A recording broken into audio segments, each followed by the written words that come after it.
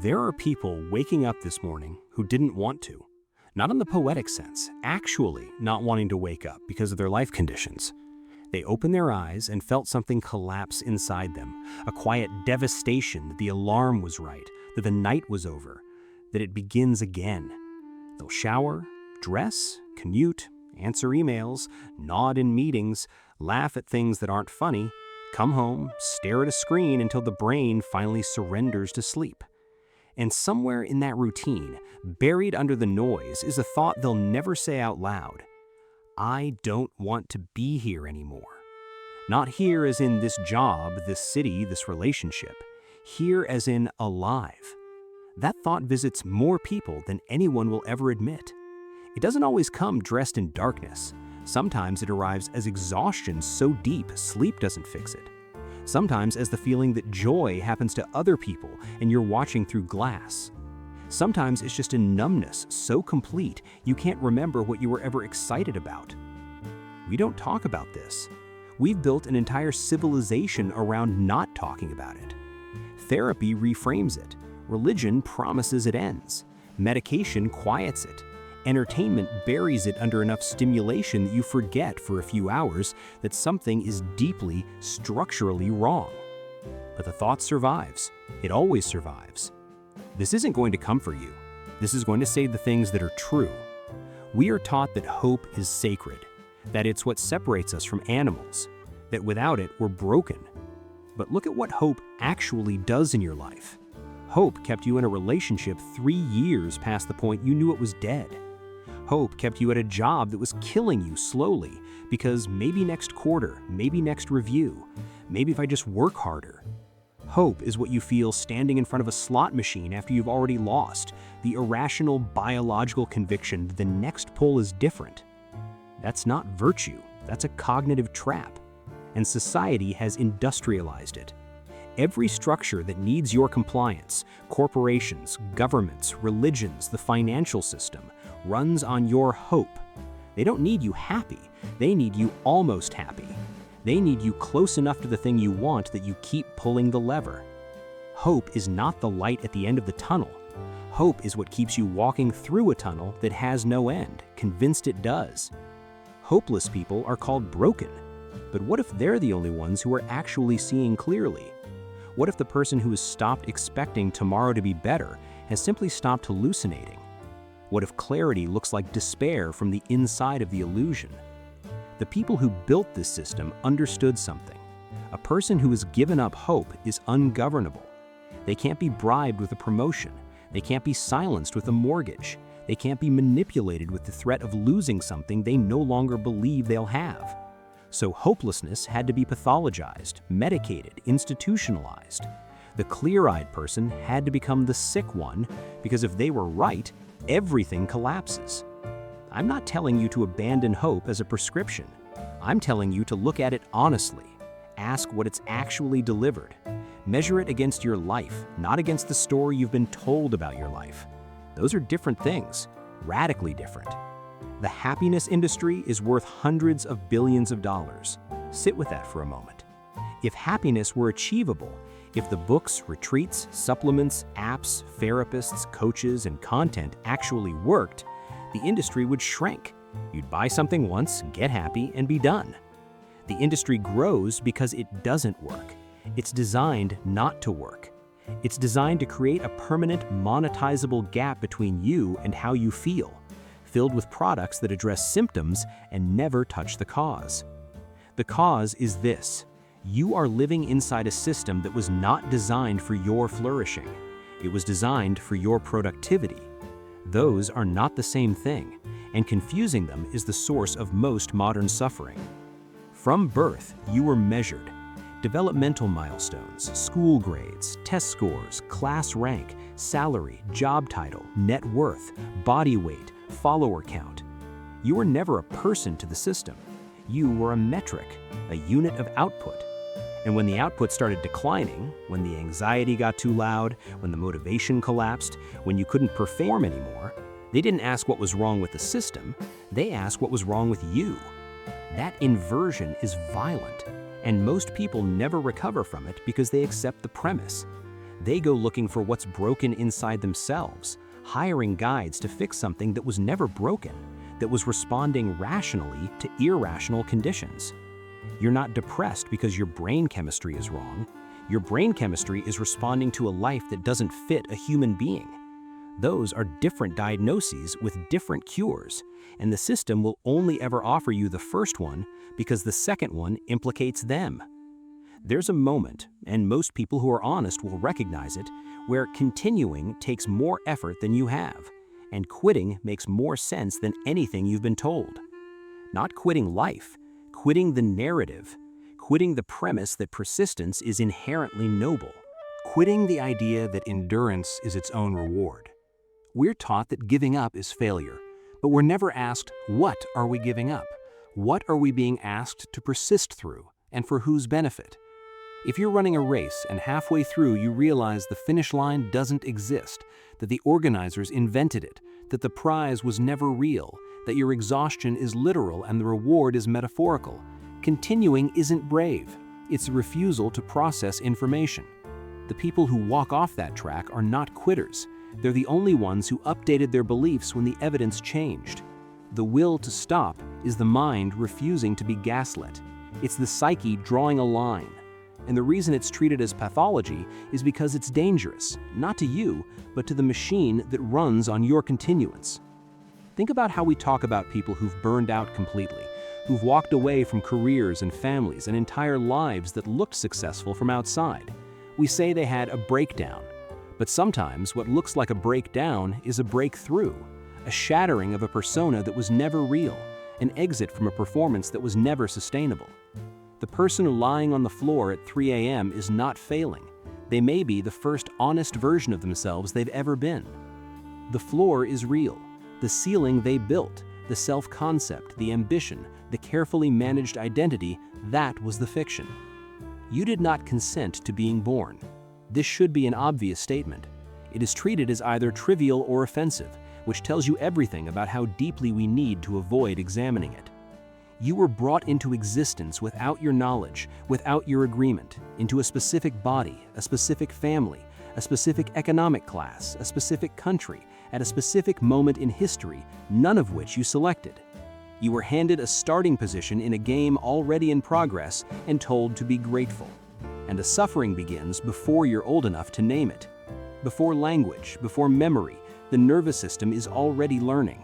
It's already deciding whether the world is safe or not. It's already shaping the architecture of how you'll respond to everything that follows. Your cortisol patterns were being laid down in the womb. Your attachment style was forming in the first months of life. The person you're going to be, the anxieties, the defaults, the wounds, was being written before you could speak. And then, when you're old enough, they hand you the bill.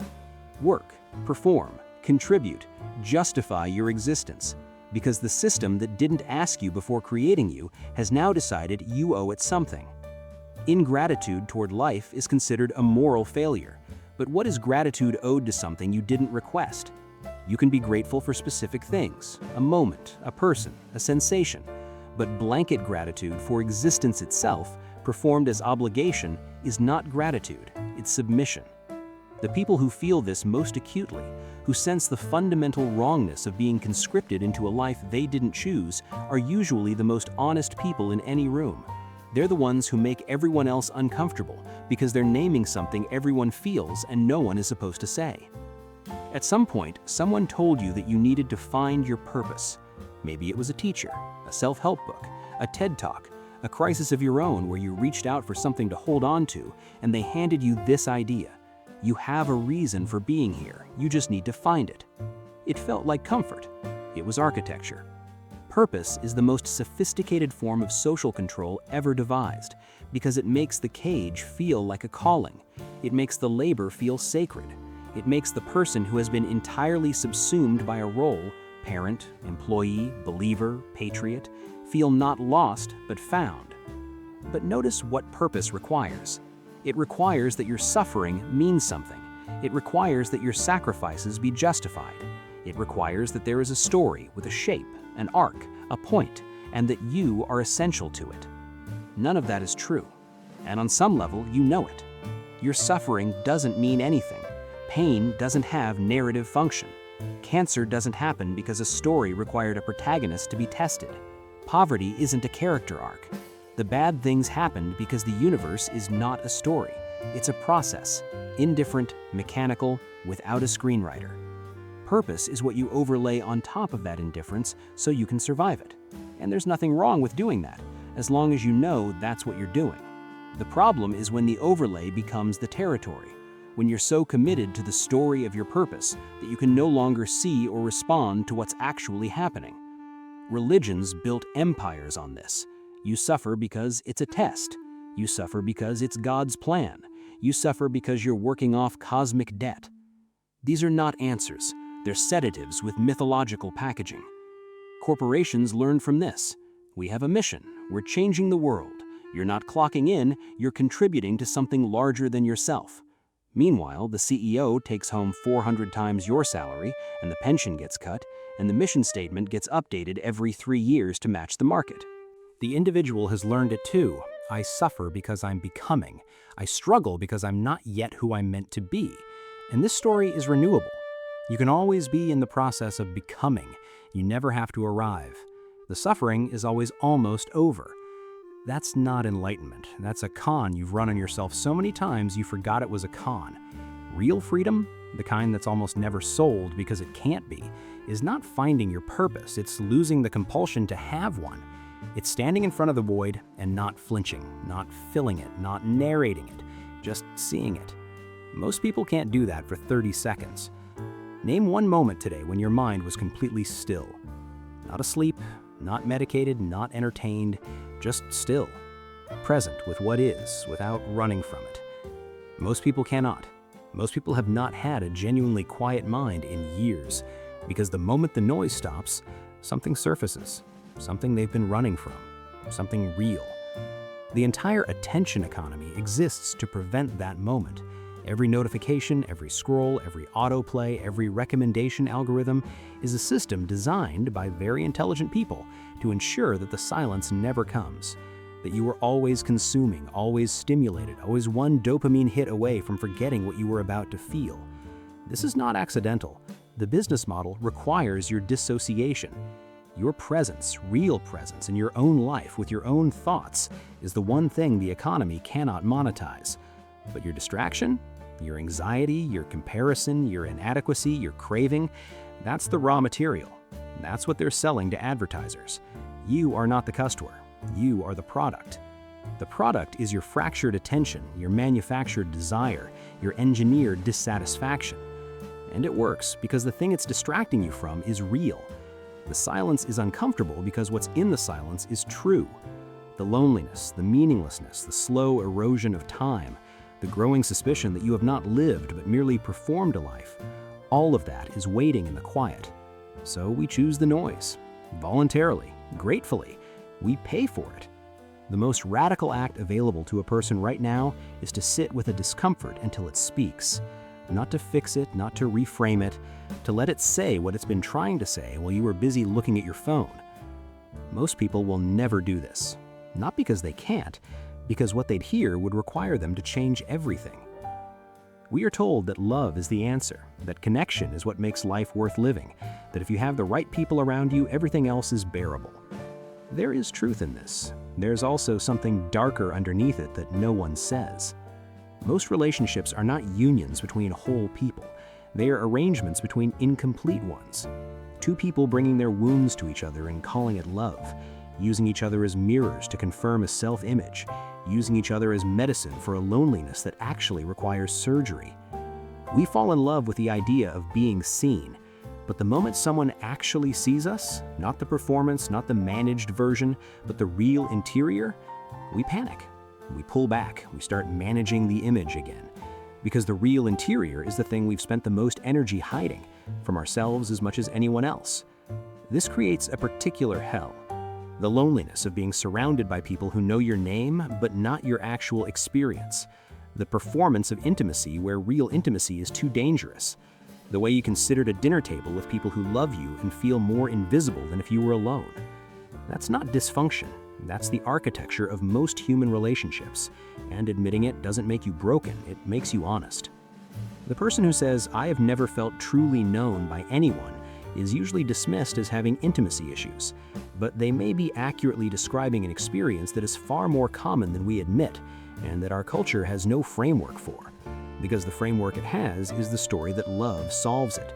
That if you just find the right person, open up enough, work hard enough on the relationship, the fundamental aloneness of being a conscious creature in a separate body will dissolve. It won't. It can't. And pretending otherwise is the source of most relationship suffering, the gap between what we need love to be and what love can actually do. Everything else you've been told is negotiable. The meaning, the purpose, the relationships, the progress, all of it is interpretation, narrative, overlay. Death is not. You will die. Everyone you love will die. Everything you've built will be forgotten. The sun will eventually expand and incinerate this planet, and there will be no record that any of it happened. Most people spend their entire lives not thinking about this, building routines and identities and legacies specifically designed to not think about this. The legacy project, children, achievements, art, memory, is not about the future. It's a psychological defense against the present reality of impermanence.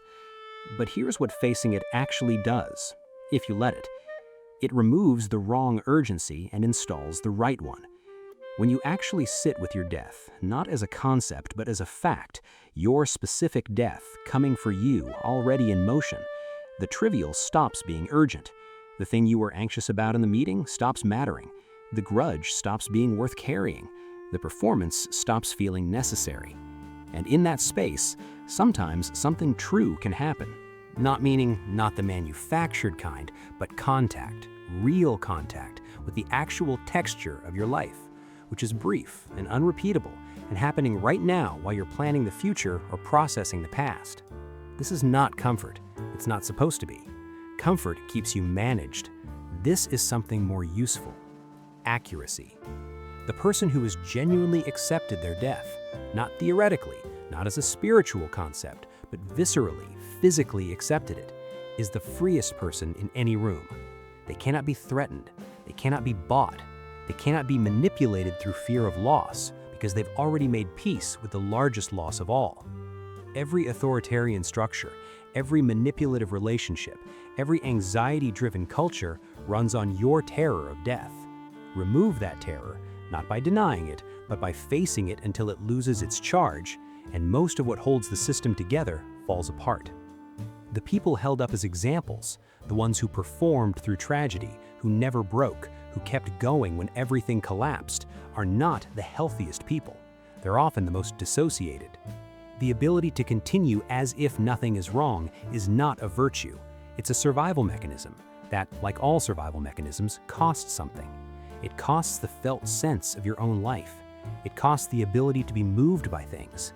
It costs the body, which keeps score of everything the mind refuses to process, and eventually presents the bill, in illness, in burnout, in the breakdown that was inevitable from the beginning.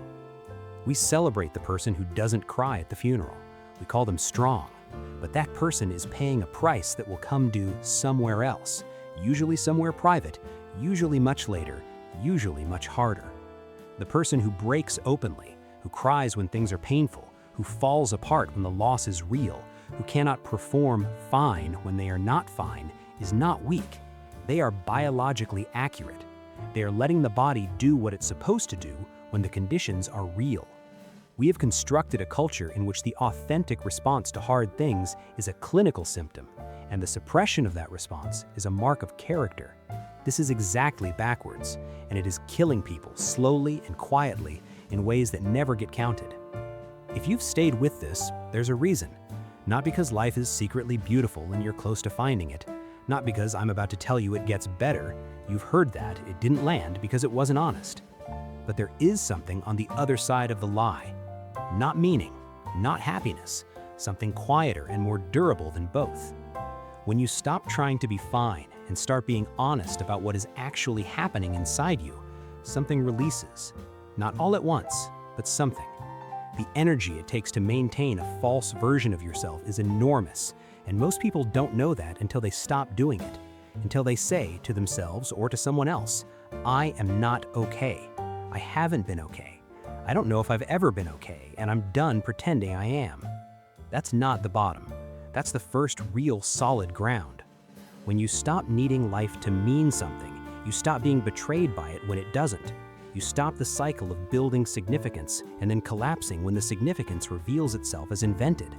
You start meeting what's actually here, as it actually is, without requiring it to be otherwise.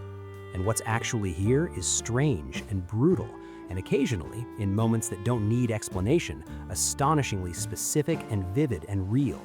Not beautiful, real. There's a difference. Beautiful is a story told about experience. Real is the experience itself, before the story, in your body, in the moment, exactly as it is. And real is something that can't be taken from you, because it's not a belief, it's not a hope. It doesn't require the future to validate it. You can't be sold that. You can't be manipulated through it. You can't be threatened with the loss of it. It's just here, right now, underneath everything you've been told you need. Most people will never reach it, not because they're incapable, because it requires giving up the lies that feel safer than the truth. And that's the hardest thing a human being can do. Not because the truth is unbearable, but because we have built our entire identity on the lies that protected us from it. You made it to the end, not because this was inspiring, because something in you needed it to be said. This channel doesn't make comfortable content. It makes true content. There's a difference, and the difference is why it's difficult to keep going on platforms designed for comfort and optimized for compliance. If this reached something in you, share it, not to grow a channel, because someone you know is sitting with thoughts like these alone, thinking they're the only one, and they're not. And if you want to support the work, super thanks helps a lot. Either way, you watched, you thought, you felt something. That matters more than it probably should, but it does.